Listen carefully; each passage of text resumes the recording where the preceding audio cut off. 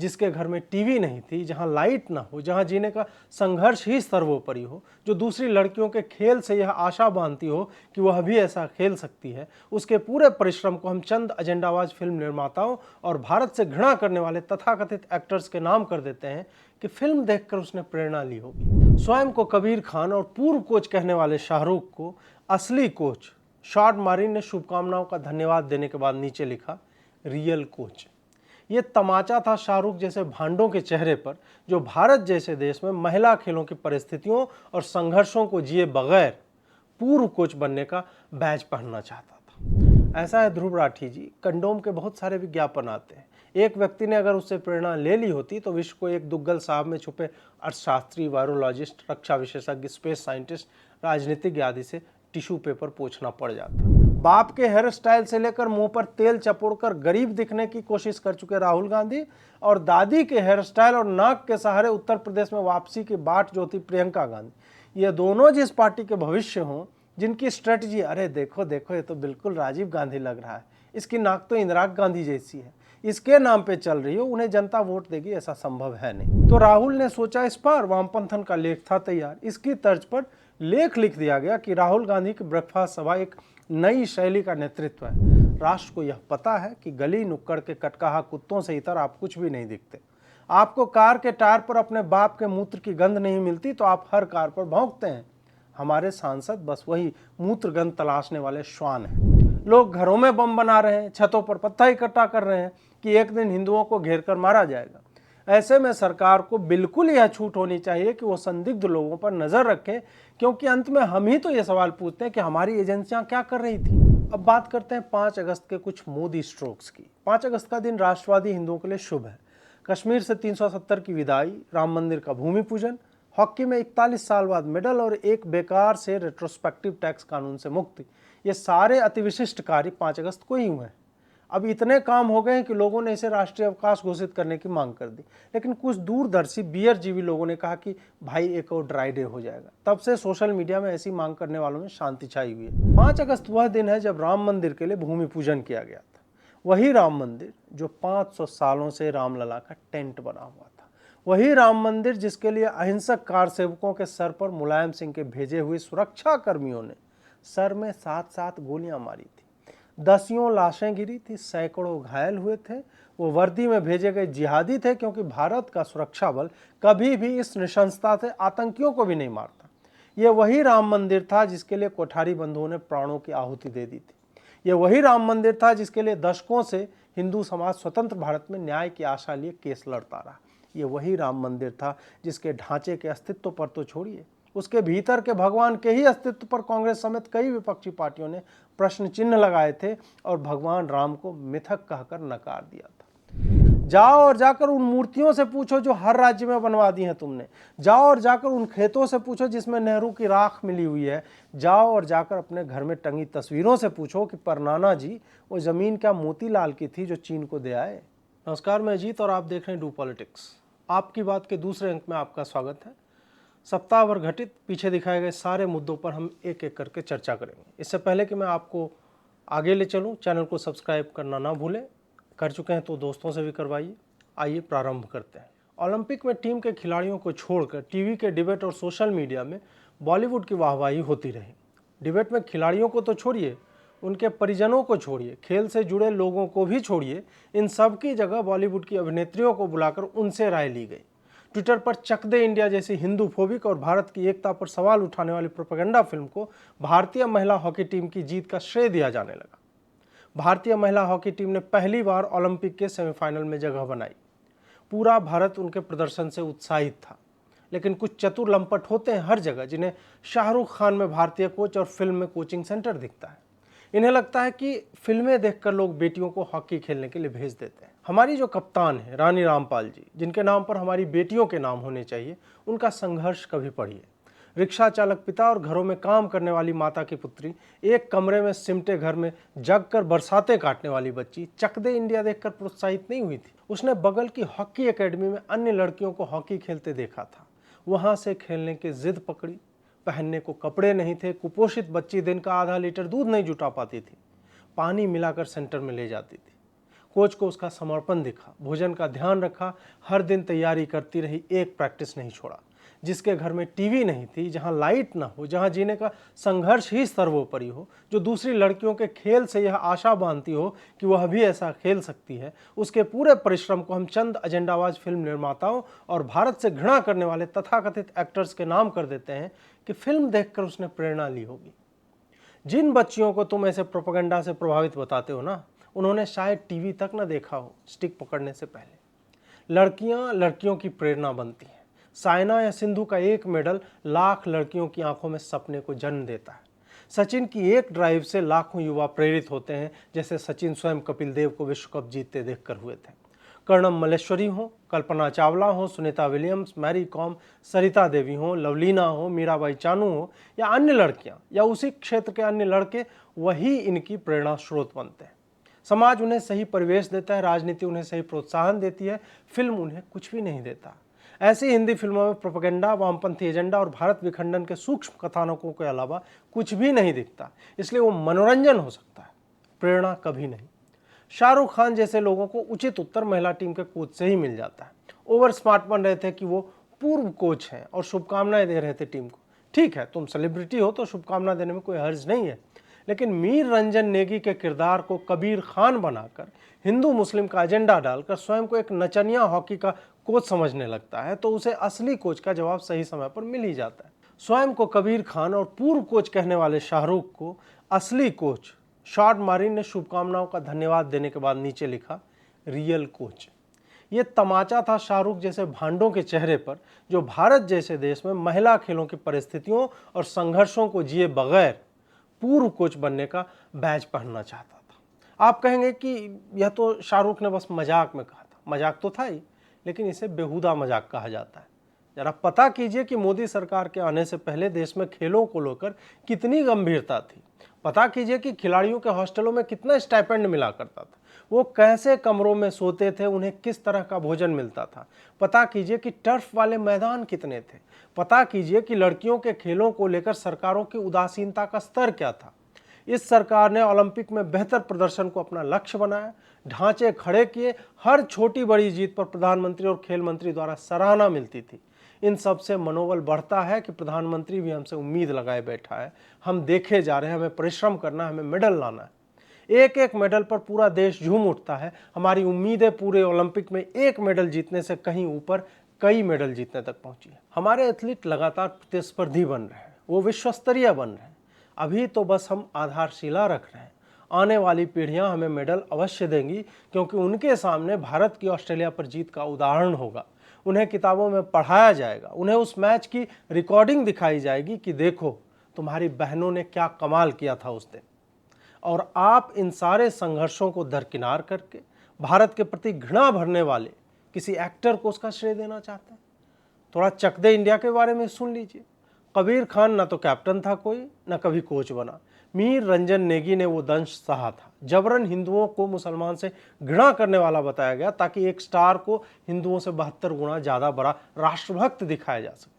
कबीर खान के घर वाले भले ही सरोजनी नगर और संकट मोचन मंदिर में बम फोड़ रहे हो, लेकिन इन्हें हमेशा फिल्मों में ऐसे दिखाया जाता है कि अब्दुल का बाप 2 बेटे मांगकर दोनों को देश पर कुर्बान करने की बातें करता है। यही एक सटल नैरेटिव का खेल होता है।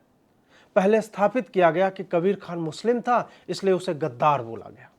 उसके बाद एक ऐसी टीम दिखाई गई जहां लोगों को सामान्य ज्ञान नहीं था कि कौन किस जगह से आया। जिस झारखंड का मजाक बनाया गया उस फिल्म में, उसने महिला और पुरुष दोनों ही टीमों में इतने खिलाड़ी दिए हैं जिनकी गिनती नहीं है। और तुम क्या एजेंडा ठेल रहे हो? भारतीय टीम में चयनित खिलाड़ी को यह पता नहीं होगा कि झारखंड कहाँ है।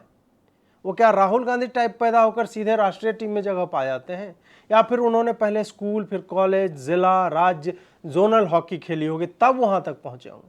फिर उन्हें नहीं पता होगा कि झारखंड कहाँ है। ये मूर्खता आलिया भट्ट करती है, और तुम्हारी जमात के लोगों को बॉलीवुड में पता नहीं होता कि भारत के राष्ट्रपति कौन है। याद है या नहीं, फरहान अख्तर से पूछा गया कि क्यों विरोध कर रहे हो, किस बात का विरोध है, तो उसने कहा था कि अगर सब ठीक ही है तो इतने लोग क्यों आए। तो भैया शाहरुख, बकैती तुम लोगों का दाना पानी है। हमारी लड़कियां झारखंड भी जानती हैं और वहाँ के खिलाड़ियों को भी। वस्तुतः चक दे इंडिया फिल्म में यह दिखाया गया कि हर राज्य की खिलाड़ी हर दूसरे खिलाड़ी से घृणा करती है, किसी का किसी से पटता नहीं है। दिखाया गया कि फेडरेशन सिर्फ नाश्ता पानी के लिए बना था और उन्हें प्रदर्शन की कोई चिंता थी ही नहीं। वो महिला खिलाड़ियों को हे दृष्टि से देखते थे। यहाँ तक कम पड़ रहा था तो यह दिखाया गया कि भारतीय टीम के कोच लड़कियों का दैहिक शोषण करके कप्तानी देते हैं। इसके बाद जब कबीर खान ने बिंदिया शुक्ला के ट्रैक सूट के चेन को ऊपर करते हुए जो उसे नैतिक शिक्षा दी, वो देखकर आप हंस देंगे।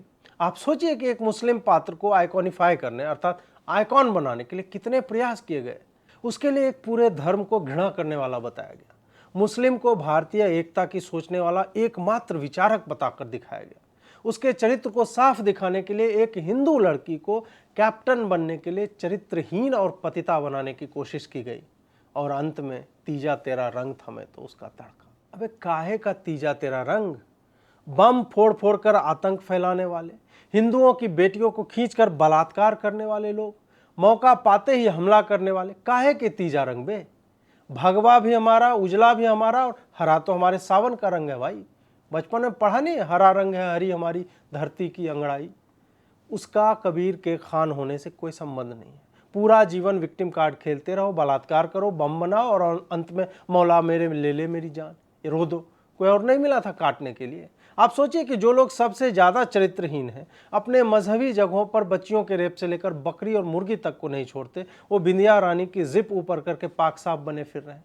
दोबारा कह रहा हूँ, कभी कभी जेम्स ऑफ बॉलीवुड के ट्वीट पढ़ा कीजिए। आपको अंदाज़ा नहीं है कि एक एक फ्रेम में हिंदू घृणा कैसे उकेरी जाती है। हिंदी फिल्मों में नाम के चुनाव से लेकर गीत के बोलों तक यही चलता रहता है। इस पूरे लिब्रांडू ब्रीड की हिंदू घृणा का चरम तब दिखा जब एक चंपू ने पीवी सिंधु के पिता के इस बयान पर कि मेडल जीतने पर मोदी जी सिंधु के साथ आइसक्रीम खाएंगे, यह लिखा उसने कि मैं चाहता हूं कि काश वो मेडल नहीं जीतती। हर जगह हर बात में इनकी घृणा की छाप पड़ी हुई है। आप उदाहरण गिनते गिनते थक जाएंगे और ये पैदा होते होते नहीं थकेंगे। वहीं कुछ लोग एक एक गोल पर यह जताना नहीं भूले कि गोल करने वाला किस राज्य का है। पंजाब के मुख्यमंत्री अमरिंदर सिंह ने बताया कि पुरुष टीम ने ब्रिटेन को हराया तो गोल करने वाले तीनों पंजाब के ही थे। कैप्टन साहब, फिर पंजाब की ही टीम चली जाती वहां पे टोक्यो, भारत की क्यों गई? सेमीफाइनल में टीम हार गई तो अब ये कह दिया जाए कि पंजाब वालों ने नहीं खेला तो हमारे हाथ मेडल नहीं आए। उम्र हो गई है, अंतिम पड़ाव आ गया है, कुछ तो समझदारी की बात कर लो। या सिद्धू से बड़ा नेता बनने की चाहत में कल को ये ना कह देना कि हमारे प्लेट में जो पेस्टिसाइड से उगाए हुए गेहूं का आटा है वो भी पंजाब का ही है। कुल मिलाकर किसी भी वामपंथी को खिलाड़ी या टीम का संघर्ष, परिश्रम, त्याग और राष्ट्र प्रेम नहीं दिखता। उन्हें यह दिखता है कि वो कहाँ की है, उससे पहले क्या कहीं पूजा की है, कहीं मोदी के कहने पर दिया तो नहीं जलाया, उसने खेल पर कौन सी फिल्म बनी है जिसे उसका क्रेडिट दिया जा सके। ऐसा है ध्रुव राठी जी, कंडोम के बहुत सारे विज्ञापन आते हैं। एक व्यक्ति ने अगर उससे प्रेरणा ले ली होती तो विश्व को एक दुग्गल साहब में छुपे अर्थशास्त्री, वायरोलॉजिस्ट, रक्षा विशेषज्ञ, स्पेस साइंटिस्ट, राजनीतिज्ञ आदि से टिश्यू पेपर पोंछना पड़ जाता। राहुल गांधी ने जन्म एक ही बार लिया था, लेकिन लॉन्च करीब 27 बार हो चुके हैं। उनके लॉन्चिंग की जिम्मेदारी पहले इंडिया टुडे मैगजीन उठाया करती थी, लेकिन उनके डिम्पल को देखकर मिस कॉल मारा तारू किस देवू का हो, अपनी मसीनिया में पीस देवू का हो, गुनगुनाने वाले लोगों ने भी यह ठेका अब ले लिया है। एनडीटीवी हो या द वायर या अन्य, राहुल गांधी के घर से बाहर निकलते ही उन्हें लॉन्च करा देते हैं। जबकि हो सकता है कि नए नए किसान नेता बने राहुल जी कैरेक्टर में आने के लिए सुबह सुबह फ्रेश होने के लिए खेतों की तरफ निकले हो। वैसे लॉन्च होने में अच्छाई यह है कि अंतरिक्ष में गुरुत्वाकर्षण का झंझट नहीं रहता। न्यूटन द्वारा प्रतिपादित गति के तीसरे नियम के अनुसार स्पेस में अगर आप नीचे से कुछ छोड़ते हैं तो आपका शरीर उसी फोर्स से ऊपर जाएगा। चाहूँ तो एनिमेशन बनाकर दिखा सकता हूँ, लेकिन फीमेल सब्सक्राइबर बेस हमारा वैसे भी कम है। वैसे आप लोग तो कर ही लीजिए सब्सक्राइब, पैसा थोड़े लगता है इसमें। राहुल गांधी एवं उनके गिरोह के सांसदों ने मानसून सत्र में कोई खास काम होने नहीं दिया अब तक।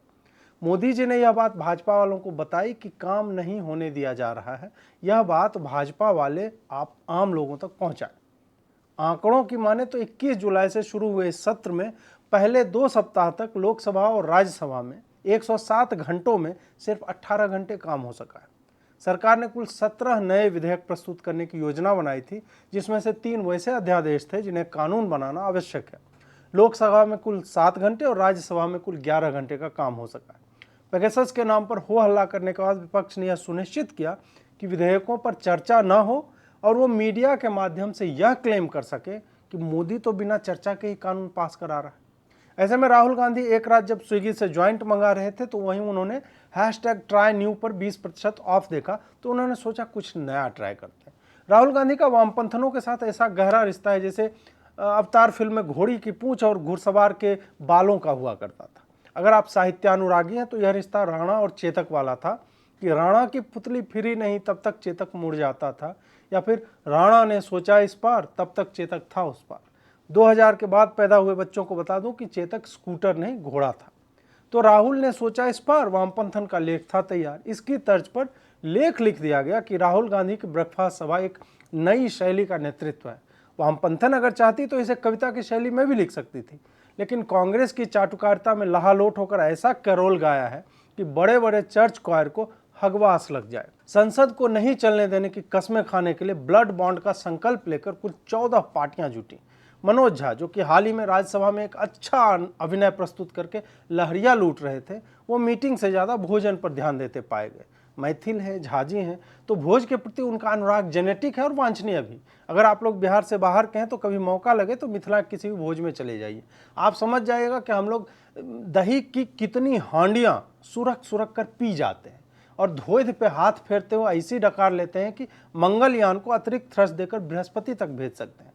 खैर, मनोज झा जी जितने भावुक होकर राज्यसभा में सामूहिक माफी की बात कर रहे थे, उन्हें यह ध्यान रखना चाहिए कि संसद में चर्चा न होने देना, विधेयक पास न होने देना, संसद की कार्यवाही को 21% पर खींच लाना 20 साल बाद एक नए मनोज झा को जन्म देगा, जो इसी संसद में ऐसे ही भावुक होकर गमछा हिला हिलाकर कहेगा कि देश की इस स्थिति के लिए सारे सांसदों को सामूहिक माफी मांगनी चाहिए।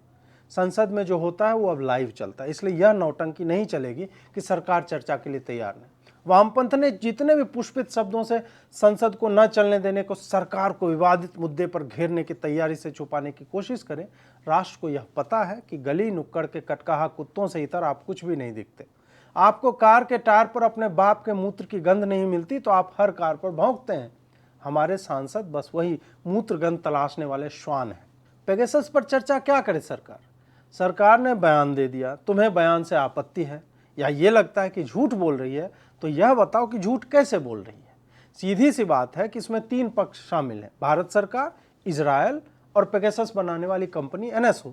विपक्ष को अगर लगता है कि सरकार ने झूठ बोला है तो वो इजरायल से या फिर इस कंपनी से सच निकलवा कर ले आए, या फिर दिल्ली पुलिस की फॉरेंसिक टीम को अपने फ़ोन आदि दे दें ताकि जांच कराकर देखा जा सके कि इनके फ़ोन में है क्या। फ़ोन तो तुम देगो नहीं, फ़ोन तो नहीं दोगे ना, क्योंकि पेगासस हो या नहीं, फ़ोन में क्या होगा और क्या क्या होगा यह हम सबको अंदाजा है। प्रधानमंत्री की जगह चीन की कम्युनिस्ट पार्टी से MOU पर हस्ताक्षर करने वाली पार्टी कौन थी? 2008 के ओलंपिक में सोनिया गांधी किस हैसियत से चीन गई थी? राहुल गांधी चीनी दूतावास क्यों जाते हैं और गृह मंत्रालय को उसकी पूरी जानकारी क्यों नहीं दी जाती? राहुल गांधी डोकलाम जैसे संवेदनशील मुद्दे के समय चीन के विदेश मंत्रालय के अधिकारियों से क्यों मिल रहे थे? चीन जब ऑनलाइन मीटिंग करता है तो भारत की कम्युनिस्ट पार्टी के नेता उस मीटिंग में किस हैसियत से हिस्सा लेते हैं? और तब तुम कहते हो कि पेगासस से जासूसी हो रही है। तुम लोगों की नीयत इतनी खराब है कि तुम्हारी पतलून में 4K कैमरा लगा देना चाहिए कि तुम्हारी विष्ठा में बीजिंग का लाल रंग तो नहीं निकल रहा। जिन पत्रकारों की पूरी औकात ट्विटर पर अपने लिप जॉब वाली तस्वीरें पोस्ट करने या फिर अपने नितंबों को गोलाकार दिखाने के चक्कर में एडिटिंग से सीधे सपाट फुटपाथ में ही उभार पैदा करना हो, वो भी ये बता रही हैं कि उनका भी फ़ोन हैक हो गया है। तुम्हारा फ़ोन हैक करके कृत्रिम रूप से फुलाए गए होंठ या नितंबों के अलावा क्या दिख जाएगा उन्हें? उससे बेहतर काया और रूप सज्जा वाली लड़कियां तो राज कुंद्रा के ऐप में मिल रही हैं। अपने आप को औकात से ज़्यादा महत्व देने वालों की अगर कोई प्रतियोगिता होती तो हमारी छोरियां छोरों से कम है के तर्ज पे टुटेरिया ये लोमड़ियाँ जो है वो मेडल ना सही, मेडल को फोटोशॉप तो कर ही लेती। मतलब मुंह न कान दिपुआ नाम, बाप मरे अंधेरे में बेटा पावर हाउस।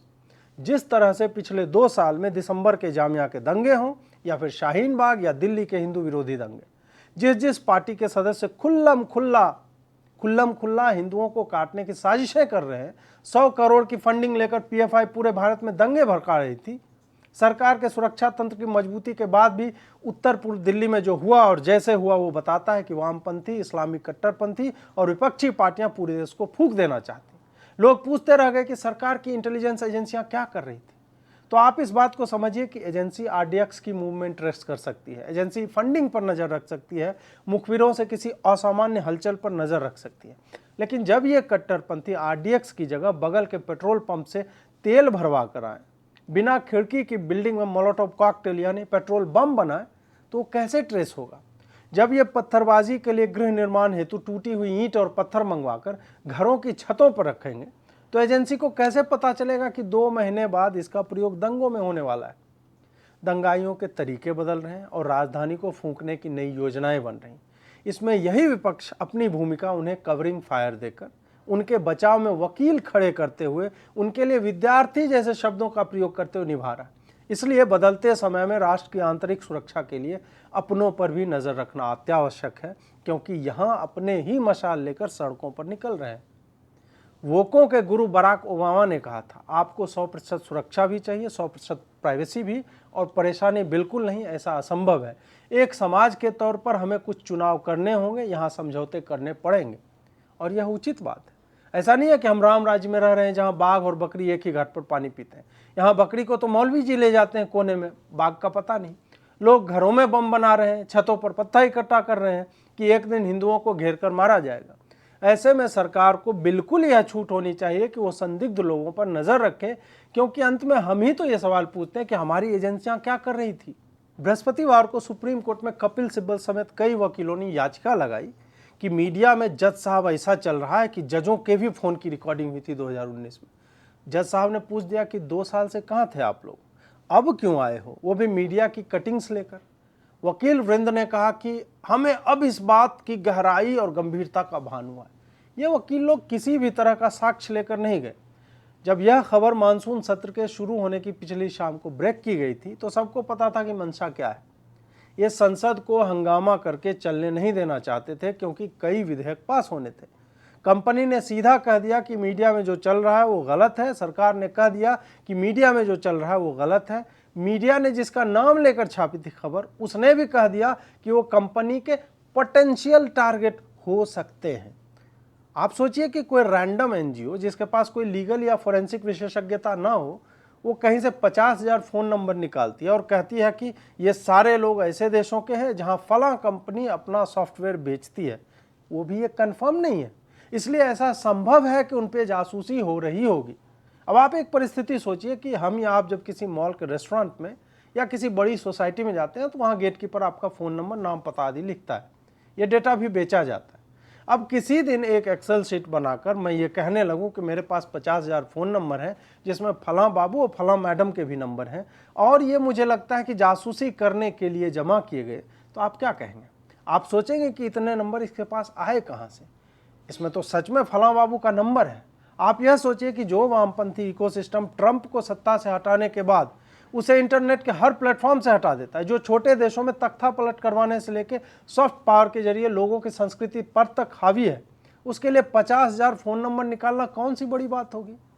बात यह है कि यह साबित किया ही नहीं जा सकता कि सरकार ने ऐसा कोई हैक किया है। आपका फ़ोन हैक किया गया यह तो बताया जा सकता है, लेकिन यह नहीं कह सकते किसने किया है। खासकर 2 साल बाद तो लगभग असंभव है। इसके बाद आप अपना फ़ोन भी पुलिस को देने को तैयार नहीं, क्योंकि आपके मन में चोर है।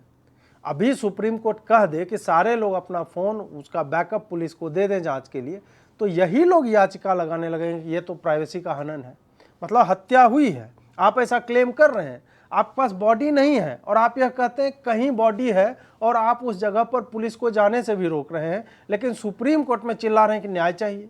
सुप्रीम कोर्ट न तो इजराइल को यहाँ बुला सकती है, ना ही एनएसओ यहाँ प्रस्तुत होने को बाध्य है। वामपंथी अपना फ़ोन पुलिस को देंगे नहीं। बस कोर्ट से यह कहा जा रहा है कि एक कमेटी बना दीजिए। कोर्ट भी 4 करोड़ पेंडिंग केस लेकर इन वकीलों के द्वारा ब्लैकमेल हो रही है, क्योंकि ये बड़े वकील हैं। इसमें निकलना कुछ नहीं है। संसद सत्र समाप्त होते ही यह चर्चा भी खत्म हो जाएगी। खैर, राहुल गांधी जी ब्रेकफास्ट पर चर्चा करने के लिए 14 पार्टियों को बुला लिए, और वामपंथन ने आंखों में चमक के साथ ये लिखा कि 14 लोग आ भी गए। पिछली बार इनकी बेइज्जती हो गई थी, क्योंकि बुलाने पर कई लोग आए ही नहीं थे। कांग्रेस पार्टी को अब सोनिया राहुल स्वयं ही सीरियसली नहीं लेते, तो बाकी पार्टियां क्यों लेंगी? इनके पास अध्यक्ष के चुनाव तक के विकल्प नहीं है, और ये राष्ट्रीय नेतृत्व की बातें कर रहे हैं। बहरहाल, पिछली बार भद्द पिटवाने के बाद विपक्ष भी इकट्ठा हुआ कि कुछ बात बने न बने 5 स्टार नाश्ता तो मिलेगा ही। जब पूरा विपक्ष झाँव झाँव करके ही संसद ठप कर ले रहा है तो फिर स्ट्रेटजी बनाने क्या आवश्यकता है। ये सब हथकंडे कांग्रेस सिर्फ इसलिए अपनाती है ताकि उसे भी ये ध्यान रहे कि वो किसी समय राष्ट्रीय स्तर की पार्टी हुआ करती थी। मीडिया के सहारे राहुल बाबा ही भविष्य है ऐसा दिखाने की कोशिश चल रही है। अपने घर की सीट से खदेड़ दिए गए सांसद प्रासंगिकता की तलाश में चाहे साइकिल चला लें या नाश्ता कर लें, ये सब नुक्कड़ नाटक के प्रॉप्स के अलावा कुछ भी नहीं। ये अब सड़क पर खड़े होकर किसी दिन डफली के साथ आइए आइए नाटक देखिए ये भी चिल्लाते पाए जा सकते हैं। बाप के हेयर स्टाइल से लेकर मुंह पर तेल चपोड़कर गरीब दिखने की कोशिश कर चुके राहुल गांधी और दादी के हेयर स्टाइल और नाक के सहारे उत्तर प्रदेश में वापसी की बाट जो थी प्रियंका गांधी, ये दोनों जिस पार्टी के भविष्य हों, जिनकी स्ट्रेटजी अरे देखो देखो ये तो बिल्कुल राजीव गांधी लग रहा है, इसकी नाक तो इंदिरा गांधी जैसी है, इसके नाम पे चल रही हो, उन्हें जनता वोट देगी ऐसा संभव है नहीं। चाहे जितनी जूम मीटिंग कर लो, जितना ममता सोनिया मिलन हो जाए, जितने नाश्ते कर लो, अभी तो तुम्हें और जलील होना है क्योंकि उम्र भी तो 51 साल ही है। अब बात करते हैं 5 अगस्त के कुछ मोदी स्ट्रोक्स की। 5 अगस्त का दिन राष्ट्रवादी हिंदुओं के लिए शुभ है। कश्मीर से 370 की विदाई, राम मंदिर का भूमि पूजन, हॉकी में 41 साल बाद मेडल और एक बेकार से रेट्रोस्पेक्टिव टैक्स कानून से मुक्ति, ये सारे अतिविशिष्ट कार्य 5 अगस्त को ही हुए हैं। अब इतने काम हो गए हैं कि लोगों ने इसे राष्ट्रीय अवकाश घोषित करने की मांग कर दी, लेकिन कुछ दूरदर्शी बियर जीवी लोगों ने कहा कि भाई एक और ड्राई डे हो जाएगा। तब से सोशल मीडिया में ऐसी मांग करने वालों में शांति छाई हुई है। 8 नवंबर 2016 को जब मोदी जी ने कहा था कि 500 और 1000 के नोट बंद हो जाएंगे, तो लोग 2017 के 8 नवंबर को ही सशंकित थे कि फिर मोदी जी राष्ट्र के नाम कोई संदेश न दे दें। राष्ट्रवादी तो खुश ही थे कि मोदी जी ने किया है तो सही किया होगा, लेकिन 5 अगस्त तो हिंदू दिलों में नूतन ऊर्जा का संचार करता है। ऐसी ही ऊर्जा से भरे कुछ उत्साही नवयुवकों और एक संत महाराज जी ने दिल्ली में एक बलात्कारी, आतताई, लुटेरे और ऊंट का मूत्र पीने वाले बाबर के नाम की सड़क का नाम बदलकर 5 अगस्त मार्ग कर दिया। यूं तो यह काम तभी हो जाना चाहिए था जब यह नारा आया था कि तेल लगा लो डाबर का, नाम मिटा दो बाबर का, लेकिन देर आए दुरुस्त आए। सरकार को जनभावनाओं का सम्मान करते हुए इस नामकरण को आधिकारिक तौर पर स्वीकार लेना चाहिए ताकि बात आगे ना बढ़े। अरे जब बाबरी मस्जिद ही नहीं रही तो उसके नाम की सड़क का क्या मतलब है? लॉजिकली सोचिए आप। 5 अगस्त वह दिन है जब राम मंदिर के लिए भूमि पूजन किया गया था। वही राम मंदिर जो 500 सालों से रामलला का टेंट बना हुआ था। वही राम मंदिर जिसके लिए अहिंसक कार सेवकों के सर पर मुलायम सिंह के भेजे हुए सुरक्षा कर्मियों ने सर में 7-7 गोलियां मारी थी। दसियों लाशें गिरी थी, सैकड़ों घायल हुए थे। वो वर्दी में भेजे गए जिहादी थे क्योंकि भारत का सुरक्षा बल कभी भी इस निशंसता से आतंकियों को भी नहीं मारता। ये वही राम मंदिर था जिसके लिए कोठारी बंधुओं ने प्राणों की आहुति दे दी थी। ये वही राम मंदिर था जिसके लिए दशकों से हिंदू समाज स्वतंत्र भारत में न्याय की आशा लिए केस लड़ता रहा। ये वही राम मंदिर था जिसके ढांचे के अस्तित्व पर तो छोड़िए, उसके भीतर के भगवान के ही अस्तित्व पर कांग्रेस समेत कई विपक्षी पार्टियों ने प्रश्न चिन्ह लगाए थे और भगवान राम को मिथक कहकर नकार दिया था। इसलिए जब नरेंद्र मोदी ने 5 अगस्त को भूमि पूजन किया तो वो उन करोड़ों हिंदुओं के प्रतिनिधि बने जिन्होंने हिंदू होने में हीनता ढूंढ ली थी। वह हिंदू जो संस्थागत विद्वेष और सरकारी उपेक्षा झेल झेल कर भीरुओं का जीवन जी रहा था।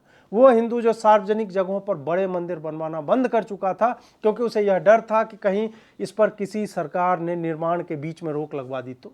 जो हिंदू दिन में 5 बार लाउड स्पीकर का कर्कश शोर सुनता है, वो यह सोचकर मंदिर नहीं बनवाता था कि इलाके का एक मुस्लिम पुलिस को शिकायत करेगा कि उसकी भावना आहत हो रही है और पुलिस निर्माण बंद करवा देगी। इसी देश में वामपंथियों की पैठ वाली संस्था ने अमरनाथ यात्रा पर मंत्रोच्चारण और घंटी बजाने पर प्रतिबंध लगा दिया था कि इससे पर्यावरण को क्षति पहुंच सकती है। इसीलिए अपने घरों में छोटे छोटे पूजा घर बनवाने वाले हिंदुओं के लिए 5 अगस्त एक मुक्तिदायक क्षण था। उन्होंने एक अखत्य घेरे को तोड़ा था और उनमें यह साहस आया था कि वो मंदिरों के अस्तित्व और विकास पर सोच सकते थे। इस ऐतिहासिक भूमि पूजन के बाद वैसे लोग भी हिंदू हो गए जिन्होंने हिंदुओं को नुकसान पहुंचाने के अलावा कुछ किया ही नहीं। किसी को मंदिर के ट्रस्ट में रुचि जग गई तो किसी को यह याद आने लगा कि रामलला के लिए दिए गए पैसे का दुरुपयोग ना हो जाए। ये वही लोग थे जो सिनेमा घरों में टिकट ब्लैक करते करते राज्यसभा तक पहुंचे।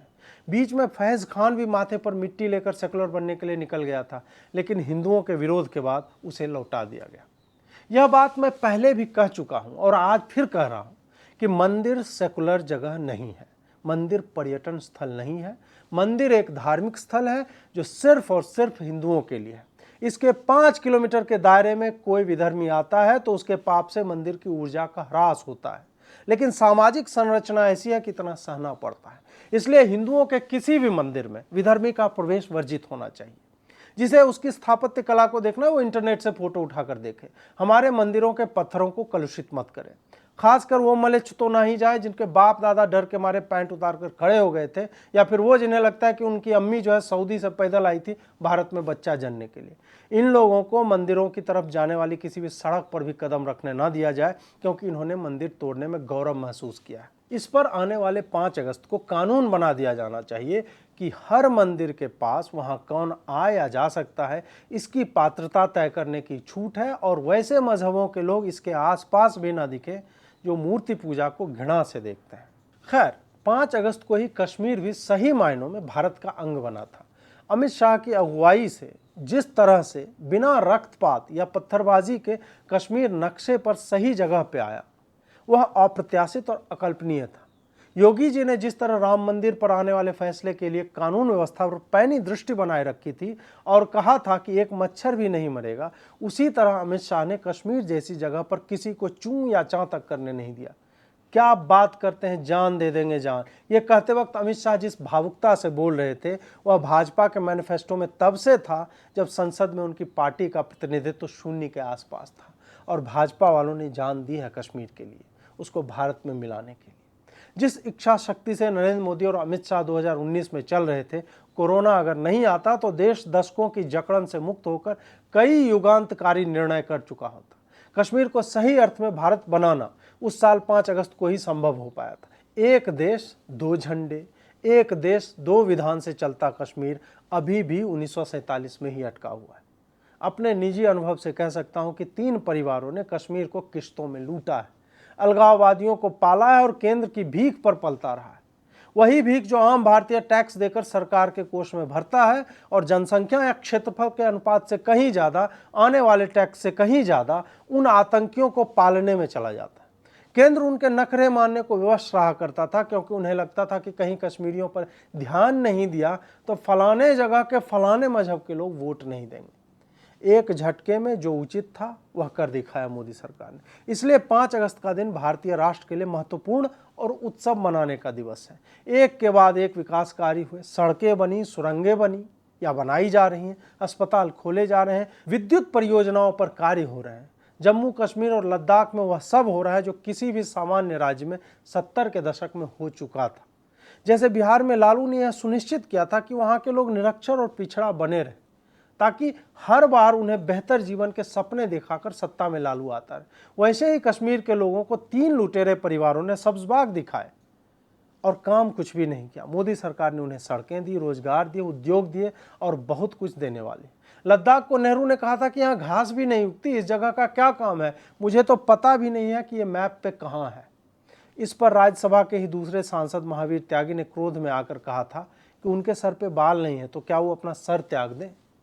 ऐसे ऐसे तो प्रधानमंत्री हुए हैं जिन्होंने चीन के आक्रमण के बीच कहा था कि लद्दाख की कोई उपयोगिता नहीं है और 38,000 वर्ग किलोमीटर भूमि चीन को गंवा दी थी।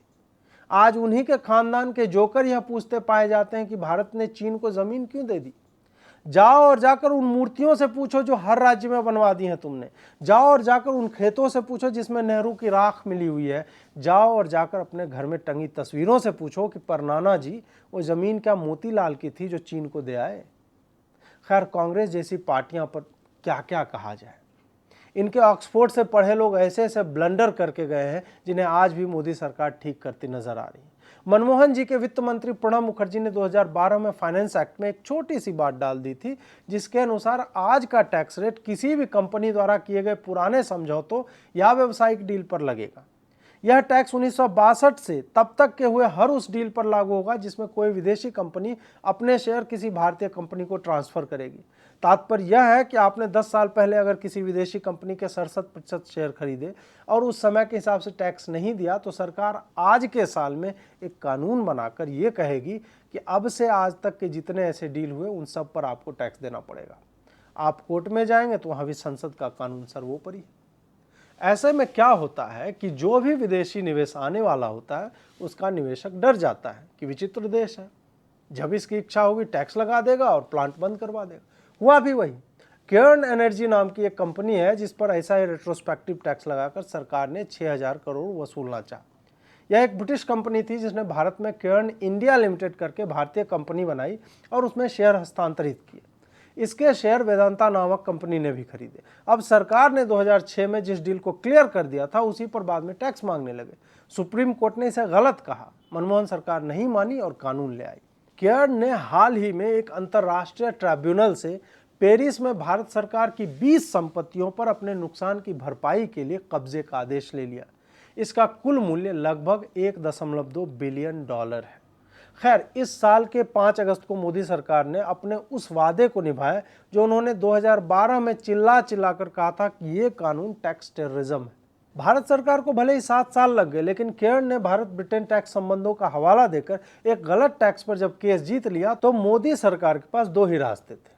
पेरिस में अपनी संपत्ति की नीलामी करवाकर एक राष्ट्र के तौर पर नंगा हो जाना या फिर पिछली सरकार की गलती को स्वीकारते हुए उसमें सुधार करना। इस टैक्स का जाना विदेशी कंपनियों और निवेशकों के लिए एक सुखद संदेश है कि भारत सरकार न सिर्फ अपनी गलतियों को सुधार सकती है बल्कि व्यापार का माहौल भी देगी जहां टैक्स पारदर्शी होंगे, ना कि उन्हें यहां पर बुलाकर उनके प्लांट पर ताला लगवा दिया जाएगा। इसलिए 5 अगस्त एक ऐतिहासिक दिन है और हमें इसे हर साल याद रखकर उत्सव के रूप में मनाना चाहिए। और हाँ, हॉकी में 41 साल बाद आए मेडल को भी नहीं भूलना चाहिए, जिसने भारत को वापस सबसे ज़्यादा ओलंपिक मेडल जीतने वाला देश बना दिया। वैसे एक और मोदी स्ट्रोक 6 अगस्त की सुबह को आया जब भारत के कई खेलों के महानतम खिलाड़ी श्री राजीव गांधी जी के नाम पर जो खेल रत्न पुरस्कार मिलता था उसे मोदी जी ने यह कहते हुए मेजर ध्यानचंद खेल रत्न पुरस्कार कर दिया कि देश को गर्वित कर देने वाले पलों के बीच अनेक देशवासियों का ये आग्रह सामने आया है कि खेल रत्न पुरस्कार का नाम मेजर ध्यानचंद जी को समर्पित किया जाए। लोगों की भावनाओं को देखते हुए इसका नाम अब मेजर ध्यानचंद खेल रत्न पुरस्कार किया जा रहा है। जय हिंद। मोदी जी, अगर आप इसे भी 5 अगस्त को कर देते तो कितना अच्छा रहता, लेकिन आपने 56 बनाने के चक्कर में 5 को मेडल और 6 को नामकरण वाला खेल खेला है। But I like it. Major साहब को अभी भी भारत रत्न नहीं मिला है, लेकिन वो कदाचित भारत रत्न से भी बड़े हैं। खेल रत्न के लिए उनसे बड़ा दावेदार भारत में कोई है ही नहीं। इसके लिए नरेंद्र मोदी जी को सहृदय आभार। अगली खबर में ओलंपिक और भावुक भारत पे बात करेंगे। 1900 में पहली बार भारत ने ओलंपिक खेलों में भाग लिया था और नॉर्मन प्रिचर्ड नामक इकलौते एथलीट ने राष्ट्र का प्रतिनिधित्व करते हुए 200 मीटर और 200 मीटर हर्डल्स में एक सिल्वर लिया। भारत ओलंपिक में मेडल जीतने वाला एशिया का पहला देश था। कलकत्ता में जन्मे नॉर्मल सेंट जेवियर से पढ़े थे और अच्छे एथलीट होने के साथ फुटबॉलर थे। बाद में वो पहले ब्रिटेन गए और अंततः हॉलीवुड की साइलेंट फिल्मों में लंबे समय तक एक्टिंग की। लगभग 125 साल पहले शुरू हुए ओलंपिक के सफर में भारत ने टोक्यो के खेलों तक 6 अगस्त 2021 की पदक तालिका के हिसाब से कुल 33 मेडल जीते हैं, जिसमें हॉकी के 12 मेडल आज भी विश्व कीर्तिमान। इसमें से 8 गोल्ड मेडल हैं, जिसमें 6 तो लगातार हमने जीते थे। बचे हुए मेडल में से 2 एथलेटिक्स के, 3 बैडमिंटन, 3 बॉक्सिंग, 6 कुश्ती, 2 भारोत्तोलन, 1 टेनिस, 4 शूटिंग में मिले। यह पदक तालिका यूँ तो पिछले सालों से शनय बढ़ रही है, लेकिन सत्य यह है कि जनसंख्या और मेडल के मामले में भारत सबसे नीचे आता है। हमारी आशाएं इतने निचले स्तर पर आ चुकी हैं कि हम किसी भी एथलीट के पहली बार क्वालिफाई करने पर भी प्रसन्न हो जाते हैं। इस कथन को संदर्भ से बाहर न निकालें और मुझे निराशावादी मत कहिए। कहने का तात्पर्य यह है कि ऐसे एथलीट हैं दुनिया में जो अकेले कई देशों की मेडल की गिनती से कई गुना ज़्यादा मेडल एक ओलंपिक में ले जाते हैं। अमेरिकी तैराक माइकल फेल्प्स ने कुल 28 मेडल जीते, जिसमें 23 स्वर्ण पदक हैं। कुल 145 एथलीट ऐसे हैं जिन्होंने 7 से ज़्यादा पदक जीते हैं। भारत ने किसी भी ओलंपिक में 6 से ज़्यादा पदक अभी तक नहीं जीते। अब प्रश्न यह आता है कि नस्लीय विविधता वाले इस देश में, जहाँ तीरंदाजी और कुश्ती संस्कृति का हिस्सा है, जहाँ पंजाब से मणिपुर तक शारीरिक संरचना ऐसी है कि हम हीन होने का रोना नहीं रो सकते, हमने वैश्विक स्तर पर तो 10 गोल्ड भी लिए, फिर हम ओलंपिक में पीछे कैसे रह जाते हैं। मैरी कॉम को आप देख लीजिए, 6 बार विश्व चैंपियन रही है। हरियाणा, असम, मणिपुर से बॉक्सर और पहलवान आ रहे हैं।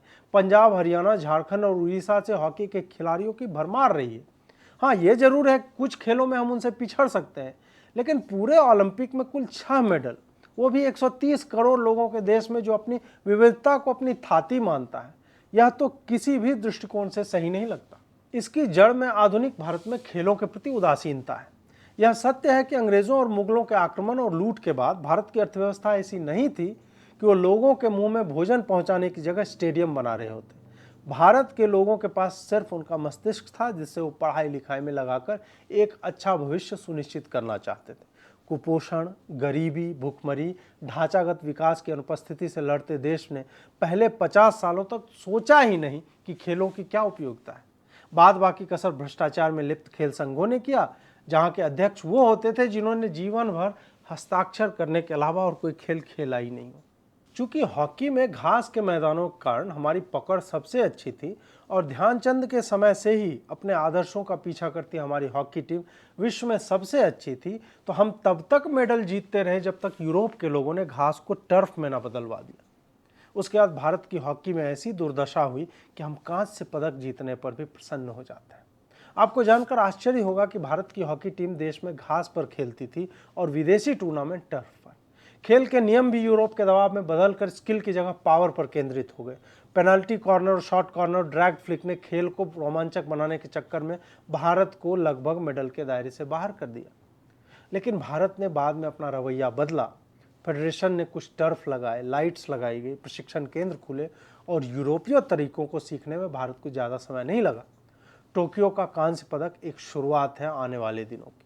हमारी महिला टीम भी जब पहली बार ओलंपिक के अंतिम 4 में पहुंची तो लोगों में उत्साह का स्तर बिल्कुल ही अलग था। लेकिन फिर वही बात है कि हम चौथे पायदान पर भी खड़े होने पर खुश हो जाते हैं। शायद इसलिए कि 4 साल अन्य कहीं व्यस्त रहने वाले लोग ओलंपिक वाले 15-16 दिन में पदक तलाशने लगते हैं। एक तीरंदाज का कहना था कि वो विश्व चैंपियनशिप में गोल्ड जीतते हैं, किसी को पता नहीं चलता। वो नंबर 1 बन जाते हैं, कोई नोटिस नहीं करता। वो लगातार एशिया, कॉमनवेल्थ और अन्य वैश्विक मुकाबलों में गोल्ड जीतते रहते हैं, किसी को पता नहीं चलता, खबर नहीं होती, कोई सेलिब्रेशन नहीं। लेकिन ओलंपिक आते ही अचानक से सब लोग इतने परेशान हो जाते हैं कि वह बोझ लेकर मैदान में उतरना भारी मानसिक समस्या हो जाती है। राष्ट्र की आशाएं सकारात्मक और नकारात्मक दोनों ही हो सकती हैं। क्रिकेट साल भर देखी जाती है, उनके खिलाड़ियों को ही नहीं, उनकी पत्नियों और प्रेमिकाओं तक को खुल्लम खुल्ला जलील किया जाता है। फिर भी वो खेलते रहते हैं, हारते जीतते रहते हैं। चूंकि अच्छा खेलते हैं, बोर्ड पैसे देता है, इंफ्रास्ट्रक्चर भी बोर्ड ने अपने पैसों से ही बनाया है। जीतते रहो तो कॉर्पोरेट स्पॉन्सरशिप भी मिलती है, करोड़ों की आमदनी होती है एक एक खिलाड़ी की। वस्तुतः पैसे और परफॉर्मेंस का नाता जो वृत्तीय है, सिक्लिकल। पैसे आएंगे तो ढांचे सुधरेंगे, बेहतर सुविधाएं मिलेंगी, फिर परफॉर्मेंस अच्छा होगा। साथ ही खेल सुधरेगा, जीत मिलेगी तो कॉर्पोरेट पैसा लगाएगा। इस कुचक्र में क्रिकेट को छोड़कर कई खेल पिस गए, क्योंकि ना तो कोई पैसा लगा रहा था, ना ही सही ट्रेनिंग मिल रही थी। सफल खेलों को गाली देने वाले भी कई लोग हैं, जैसे कि क्रिकेट ने ही बाकी खेलों का बेड़ा गर्क कर दिया, जबकि वो यह भूल जाते हैं कि क्रिकेट ने हमें गर्दन तानकर खड़ा होना सिखाया है। एक सचिन तेंदुलकर जब पैदा होता है, 16 साल की उम्र से ही सबसे अच्छा खेलने लगता है और देश अपना सोना गिरवी रखकर बाजार को खोलता है, तब उसके एक एक चौके से पूरा देश प्रसन्न होने का बहाना पाया करता था। हर चीज में हम पीछे थे। सचिन ने हमें अच्छा होना सिखाया और विश्वास पैदा किया कि हम भी विश्व में सबसे अच्छे हो सकते हैं। क्रिकेटर कमाते हैं तो इसमें बुराई क्या है? भारतीय लोग क्रिकेट देखते हैं तो इसमें क्या बुराई है? क्रिकेट बोर्ड एक प्राइवेट संस्था है जिसने बिना भ्रष्टाचार के, भाई भतीजावाद के लगातार बेहतर खिलाड़ी देश को दिए, अपने स्टेडियम बनवाए। सिर्फ आईपीएल जैसी लीग से करोड़ों रुपए भारत सरकार को टैक्स के रूप में देती है बीसीसीआई। और तो और कई बार ओलंपिक खेलों के लिए भी इसी बोर्ड ने सहयोग राशि भी दी है, तो उन्हें दोष देना बेकार की बात है। भारत का अकेला वैयक्तिक गोल्ड मेडल लाने वाले अभिनव बिंद्रा एक समृद्ध परिवार से थे, तो उनके पिता ने घर के पास ही शूटिंग रेंज की व्यवस्था कर दी। उनकी मांसपेशियां विकसित हो सके इसके लिए उन्हें स्विमिंग पूल बनवा के दिया, शूटिंग के महंगे इक्विपमेंट और कोच उपलब्ध कराए और वो लगातार प्रैक्टिस करते रहे। लेकिन हर खिलाड़ी ऐसे घरों से नहीं आते, उन्हें सरकारी या संस्थागत प्रोत्साहन की आवश्यकता होती है, अन्यथा वो किसी नम कहानी का एक हिस्सा बनकर रह जाते हैं। हर मेडल जीतने वाले के संघर्ष की कहानी लगभग एक सी है। ग्रामीण परिवेश की लड़की या लड़का, पिता कहीं मजदूर होंगे, कहीं प्राइवेट शिक्षक होंगे, माँ कहीं घर में काम करती होगी। ये सारे लोग अपनी मेहनत और लगन से आगे बढ़े, फिर किसी ने उन्हें सौभाग्य से देखा, उन्हें ट्रेनिंग दी, सुविधा दी और धीरे धीरे वो निखरते चले गए। अभी सरकार और कुछ एनजीओज ने ओलंपिक खेलों के लिए दीर्घकालिक योजना पर काम करना शुरू किया है। मोदी सरकार के आने के बाद से खेलों को भी भारत की प्रतिष्ठा से जोड़कर देखा जाने लगा। मंत्रियों का उनसे मिलना, खिलाड़ियों से जानकारी लेना, निजी तौर पर हर खेल संघ से रिपोर्ट लेना आदि पारदर्शिता और कार्यक्षमता को बेहतर करने का एक तरीका बना। सरकार ने हर एथलीट को एक पॉकेट मनी जैसी राशि देना शुरू किया ताकि उन्हें अपने परिवार के बारे में यह न सोचना पड़े कि एक ही कमाने वाला है, वो भी खेल में व्यस्त है, घर कैसे चलेगा। इन सब बातों से खिलाड़ी मानसिक और भावनात्मक स्तर पर सशक्त होते हैं और उन्हें यह लगता है कि उनका भी ख्याल रखा जा रहा है। They are in the eyes of the government. खिलाड़ी 1 साल या 5 साल में तैयार नहीं होते, खिलाड़ी पीढ़ियां सुधारते हैं, वो अपने कनिष्ठों के लिए उदाहरण बनते हैं। ये एक सिलसिला होता है जो लगातार बेहतर खिलाड़ी बनाता जाता है। आपको याद होगा कि कैसे 1983 के वर्ल्ड कप की जीत ने भारत को एक क्रिकेट पावर हाउस बना दिया था। उसी तरह साइना नेहवाल ने बैडमिंटन में राह बनाई, मैरी कॉम की मुक्केबाजी ने महिला मुक्केबाजों को प्रोत्साहित किया, कुश्ती में लगातार लड़के और लड़कियां भाग ले रहे हैं, मेडल ला रहे हैं, सब में मेडल आ रहा है। ओलंपिक में मेडल नहीं आ रहे हैं यह सत्य है, लेकिन विश्व स्तर के टूर्नामेंटों में हमारे कई खिलाड़ी नंबर 1 हैं और गोल्ड भी लाते हैं। आखिर हॉकी में भारत 1928 से 80 तक 12 ओलंपिक में 11 मेडल कैसे ले आया? आप सोचिए कि 52 सालों तक कितनी टीमें आई होंगी, कितने खिलाड़ी खेले होंगे और मेडल आते रहे। इसका सिर्फ एक ही उत्तर है कि बढ़िया खिलाड़ी सिर्फ मेडल नहीं लाते, वो मेडल लाने वालों को प्रेरित करते हैं, उन्हें लगातार ढकेलते हैं कि अच्छा करो और आगे के मेडल लाने की जिम्मेदारी तुम्हारी है।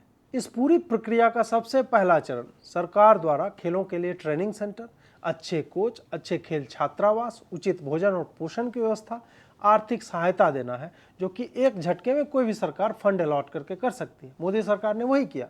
इसके बाद स्कूल के स्तर से टैलेंट को खोजने की एक प्रक्रिया होती है ताकि वो लगातार अलग अलग स्तर की प्रतियोगिताओं में भाग लेकर ऊपर तक पहुंचे।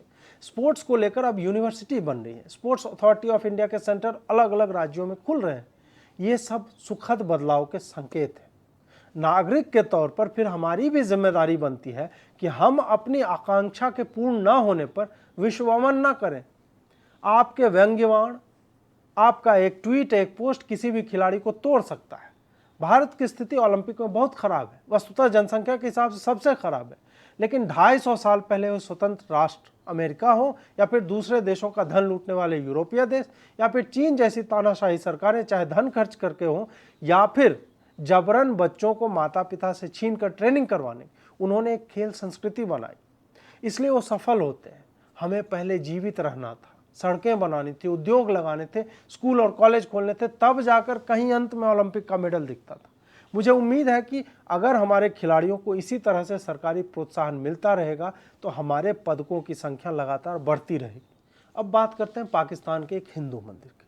पाकिस्तान में पल रहे सुअरों की जनसंख्या लगातार बढ़ती जा रही है। बीच में गधे इतने ज़्यादा हो गए थे, चीन को एक्सपोर्ट करना पड़ रहा था। एक्सपोर्ट तो खैर पाकिस्तानी अपनी बहनों को भी कर रहे थे चीनी पैसों के लिए, लेकिन टमाटर और नान को तरसता देश आखिर करे भी तो क्या करे। प्रधानमंत्री इमरान खान का घर भी रेंट पर चढ़ा दिया गया ताकि वहाँ पे निकाह, बर्थडे पार्टी, रेन डांस आदि के आयोजन करवा के कुछ पैसे जो है तुरंत में कमाए जा सके। तो मैं कह रहा था कि सुअरों की संख्या बढ़ रही है। हुआ यह कि पाकिस्तान के रहीम यार खान जिले के भोंग शहर में एक गणेश मंदिर को बुरी तरह से तोड़ा गया। पाकिस्तान में मंदिरों को तोड़ना एक परंपरा रही है, क्योंकि लुटेरों की नस्ल को और ख़ास कुछ करना आता नहीं। जनवरी 2020 से अब तक 6 बार अलग अलग इलाकों में हिंदू मंदिरों पर आक्रमण हुए हैं। पिछले साल जुलाई में इस्लामाबाद में बनाए जा रहे पहले हिंदू मंदिर को बुरी तरह से तोड़ा गया और एक लंपट ने कान पर हाथ रखकर किसी विचित्र दिशा में देखकर कुछ शोर भी मचाया था। भारत ने पाकिस्तानी राजनयिक को बुलाया और अपना विरोध दर्ज किया कि जो हो रहा है वो गलत है। पहले तो पाकिस्तान के थिंक टैंक ने एक कमाल की विवेचना दी, जिसमें भारत को ही मंदिर में घुसकर तोड़फोड़ करने का अपराधी बताया गया। कहा गया कि यह रा और भारत की साजिश है। पाकिस्तान में जो भी होता है वो सामान्य रूप से रा की ही साजिश होती है। इनकी बढ़ती जनसंख्या पर भी कोई सवाल कर दे तो कह देंगे इसमें भी भारत का ही हाथ है। खैर, भारत के विरोध के बाद वहां की सुप्रीम कोर्ट ने भी इसका संज्ञान लिया और शुक्रवार को सुनवाई हुई। इमरान खान ने भी इस पर चिंता जताई और कहा कि सरकार मंदिर को पुराने स्वरूप में स्थापित करेगी, उसके लिए पैसे देगी। पाकिस्तान में अल्पसंख्यकों की स्थिति क्या है वह किसी से छुपा हुआ नहीं। दिल्ली के कुछ इलाकों में सैकड़ों पाकिस्तानी हिंदू शरणार्थी रह रहे हैं, जो बताते हैं कि उनकी ज़मीन हड़पने से लेकर बेटियों को खींच कर ले जाना, बलात्कार के बाद उसका मत परिवर्तन करवाना, भद्दी गालियां देना, मंदिरों को तोड़ना आदि हर दिन का काम है। मैं ऐसे ऐसे परिवारों से मिला हूं जो अपने आधे परिवार को छोड़कर भारत में तीर्थ के लिए आए थे और वापस नहीं जा रहे। उन्हें परिवार से बिछड़ना मंजूर है, लेकिन वापस उसी नर्क में जाना नहीं चाहते। इस सबसे अलग वाशिंगटन पोस्ट ने इस खबर को कवर करते हुए लिखा कि पाकिस्तान में हिंदू मुस्लिम तो भाईचारे और शांति के साथ रहते हैं। जिस मजहब के लोग अल्पसंख्यक और शरणार्थी होते हुए स्वीडन तक में अशांति फैला रहे हैं, यूरोप के हर बड़े शहर में जिनके हाथ रक्त से सने हुए हैं, वो बहुसंख्यक होने पे किसके साथ शांति से रहेगा? ये मानना मूर्खता है। इस खबर को पढ़ने के बाद भारत के कई लोगों ने वाशिंगटन पोस्ट के रिपोर्टर आसिम तनवीर से उसी गांजे के पुड़िये या उसके डीलर का पता मांगा है जो इस रिपोर्ट को लिखने के समय वो फूंक रहा था। लोग दुगना दाम देने को तैयार है। हमें यह ध्यान रखना चाहिए कि भारत सरकार ने जो सीएए कानून पास किया है वो आज भी लागू नहीं हो सका है। कुछ राज्यों को अपना नियम बनाने की छूट देते हुए मोदी सरकार ने इसे राष्ट्रीय स्तर पर लागू करने के लिए कुछ और समय मांगा है। भारत में अपनी जड़ें खोजते हुए ऐसे अल्पसंख्यक जो सीमा से लगे हुए देशों में धार्मिक भेदभाव और हिंसक उत्पीड़न झेल रहे हैं, उनके लिए सरकार ने 2019 में एक कानून पास कर आशा की किरण जगाई थी।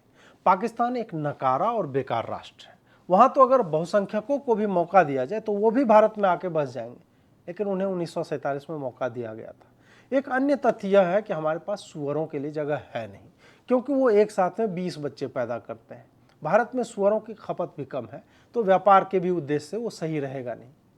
तो दोस्तों, यह था आपकी बात का दूसरा एपिसोड। आशा है कि आपको अच्छा लगा होगा। पसंद आया तो लाइक करना ना भूलें, सब्सक्राइब करें और चैनल को और भी लोगों तक ले जाएं। कमेंट में प्रतिक्रिया अवश्य दें। जुड़ने के लिए बहुत बहुत आभार। भारत माता की जय। जय श्री राम।